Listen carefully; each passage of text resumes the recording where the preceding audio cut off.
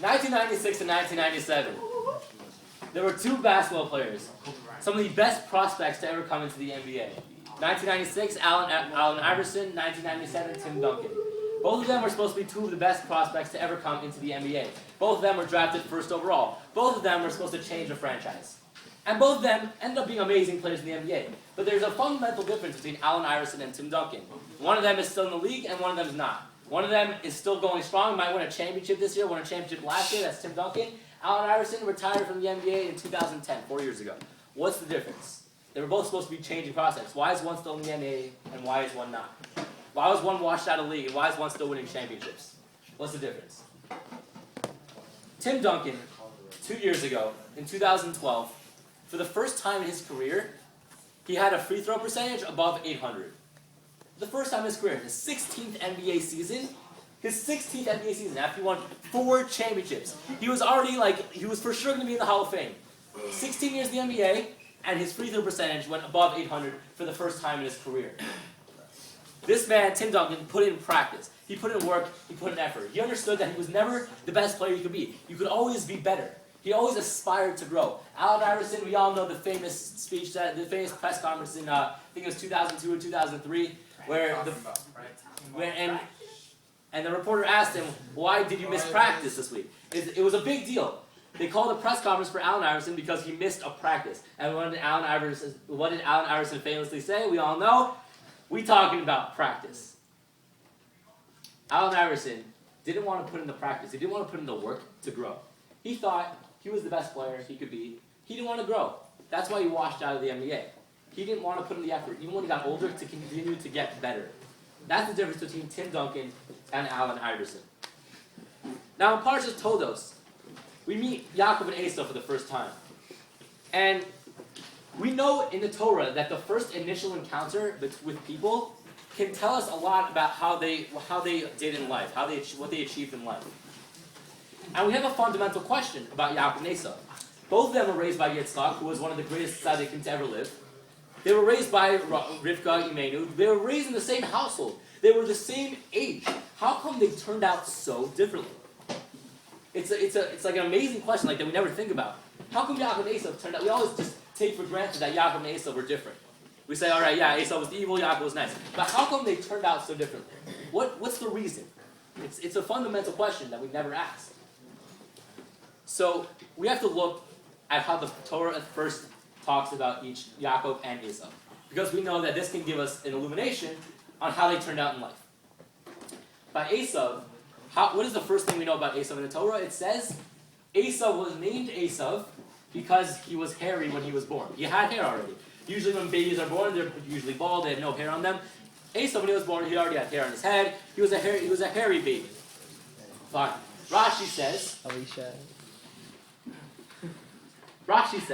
that he goes on with this. He says, when Esau was born, he was fully mature, and he was fully developed.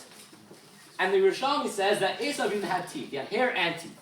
He was this fully developed, more mature baby than he usually was, than usually babies are supposed to be. Yaakov, on the other hand, it says he was born a normal baby. So, what does this matter about how they turn out differently in life? Why does it matter that Esau was born mature and developed, and Yaakov wasn't? Why does this make such a big difference? So, the Altar of Kelm gives an amazing answer to this question. The Altar of Kelm says that when Esau was born, he had a certain attitude on life. There was a certain attitude attributed to him when he was born. The attitude of, I'm fully developed, I'm fully mature already, and I don't need to grow. Esau didn't need the help of the nurturing of his parents to keep growing. Esau was already fully developed. He had this attitude in himself already that's saying, I don't need to grow. Why do I need to grow? I'm already fully developed. Now, this doesn't exempt him from the predisposition that he was supposed to be bad. He could have always fought against his desires. He could have put up the fight, but he didn't. That was his main problem. He had the predisposition to be not to continue to grow, but he never fought those desires. He should have said, I need to learn. I need to continue to grow. I need to be the best person I can be. That was his fault. Yaakov, on the other hand, he was born a normal baby. He needed the nurturing and development of his parents. He always looked up to his parents to see, what can you guys do for me? We have to be able to look up to our parents and to look up to people and say, I'm not the best, I'm not complete. I'm not the best person I can be. I could still grow. That is our challenge in life. We cannot be complacent in life. We cannot say, all right, I got an A on the test. Now I'm not going to study anymore. I'm not going to try and get better at math. I'm not going to try and get better at English. I can still get better because everyone can grow. The Beis Halevi says that the point of a bris milah is to show us that when we physically cut the orla off our body, we are physically showing that we are not complete. And we always have to remind ourselves that we always have to continue to grow. This is a process in life that it's never going to end. Because we're human, and humans make mistakes, and we're not perfect. Just like a baby animal who's born, like a deer. I don't know if you know this, it's a fact about deers, like, and a lot of mammals that are born. That minutes after they're born, they can start walking, they can start eating, they can start drinking by themselves, they can live by themselves a few minutes after eating, after birth. A few minutes after birth, they can start living by themselves. It's amazing, it's incredible. But they're animals. They can't grow. They have no thought process. They can't say, I need to get better at hunting or fishing or whatever they do. I don't know.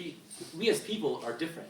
We are not born mature. We're not born fully developed. We have to say to ourselves, we aren't the best people we can be. We can always grow and become better people. Now, I mean, this past week was obviously not the best week for us. And a lesson we can learn from this week's Parshat, at least this week, is that even after all these terrible tragedies that happened to the Bnei Yisrael this week, we always have to remember that Hashem is really just, it's a test. And we have to, it's Hashem's testing ourselves and saying, Hashem, Bnei Yisrael, you guys aren't perfect. These are things that are happening because you guys aren't perfect. And we have to show Hashem that we can be able to continue and grow and become better people in our lives. Because Hashem's saying, we're not the best we could be. We really aren't. We have to grow. We have to become better people. We have to show these terrorists who are trying to defeat Judaism and say, like, you guys, we're pushing you guys down, and we want to defeat Judaism. We have to grow above it. We have to grow in our Judaism to show these terrorists that they can't defeat us. We have to be strong, have the koach and gvura to get past these terrorists. So may these coming weeks be better than the past, and everyone shout out Shabbos.